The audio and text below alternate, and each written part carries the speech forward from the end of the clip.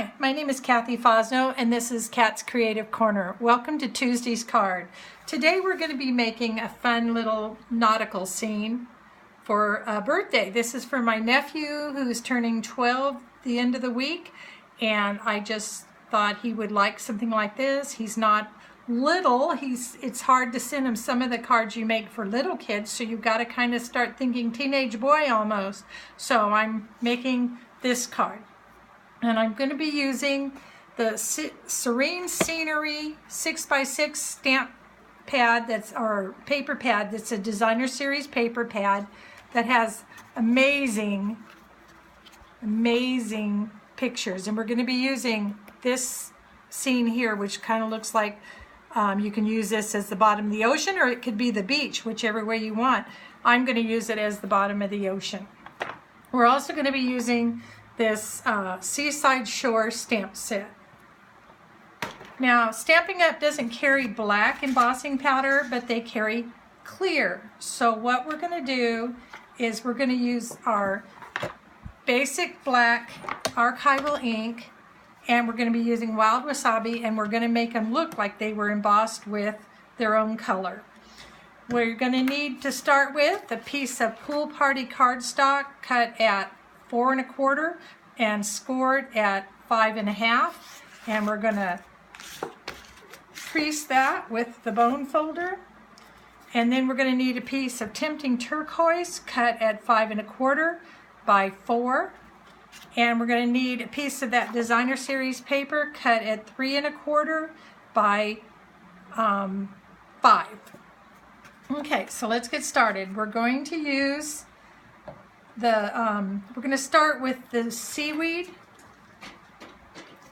and we're going to use Wild Wasabi, and we're going to just stamp that in a couple places down here on the bottom like it's the sand, maybe up here a little bit. Okay, so there's our seaweed. And now we're going to use just a piece of copy paper as our to catch our droppings here, because we're going to use the clear embossing powder.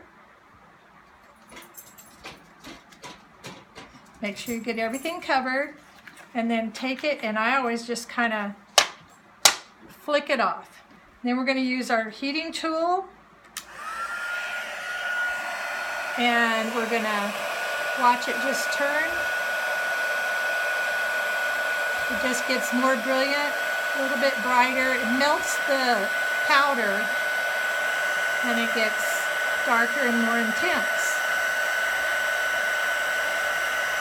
I'm going to be doing a lot of embossing today, so I hope you don't mind the noise, but I want you to see it.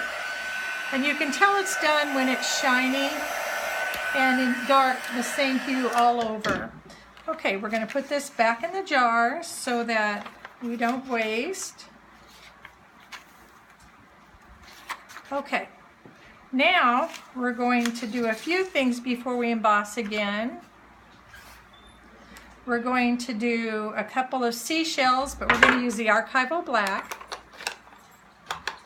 And we're going to just put a couple of seashells around the bottom here, just for fun, just so it looks like it's at the bottom of the ocean.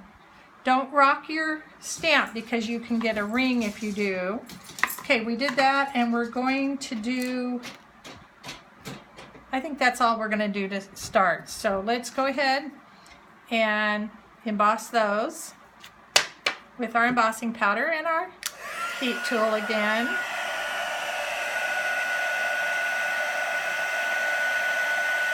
You see how it changes? I just love that. I hope you can see that. I don't know if you can see it. Okay. Now we're going to put the embossing powder back in again. Okay, now we've got some fish we're going to put on. We're going to put 2 different fish. I just picked out 2 from the package. There are 3 actual fish in this set. Now I don't want your fish upside down, so I'm going to put him right about here, and then let's see, no, I'm going to use a different fish, so I'm going to take the second fish And I think I'll have him down here a little further. Oh dear. I don't know. It's so hard when you have, well, we're just going to color him back in. And then we're going to put our saying, which says, hope your day goes swimmingly. Now we're going to put embossing powder over all of that. Let's hope that corrects my mistake of not stamping real well.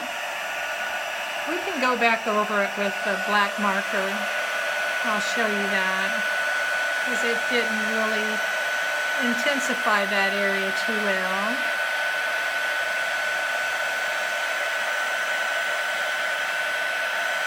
I love this. I think it's so cool.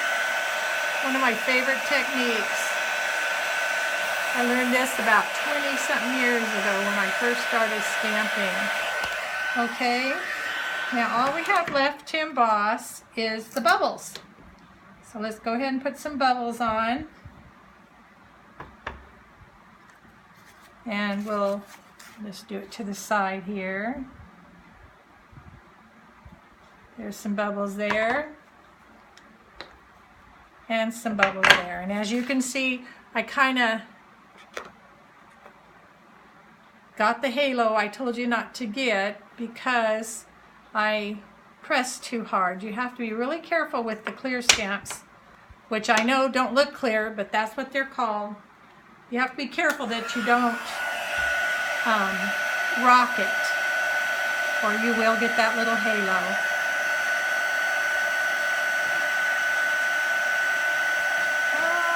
Okay, so now we're done with all our embossing. And I'm going to put the rest of this embossing powder back in the jar.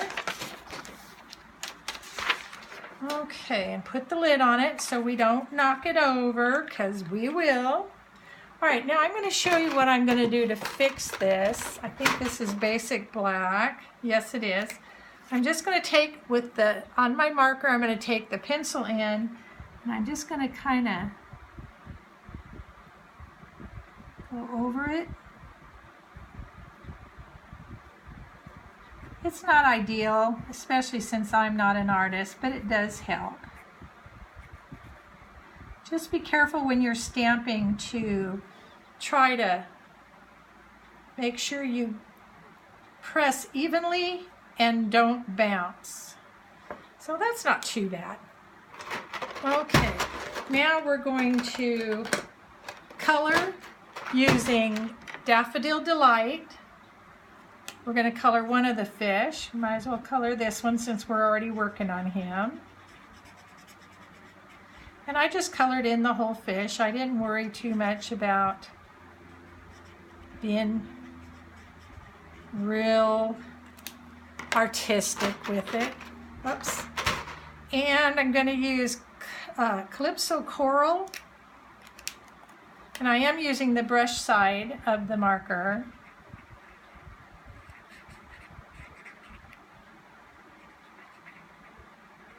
This just gives a little more color to your scene.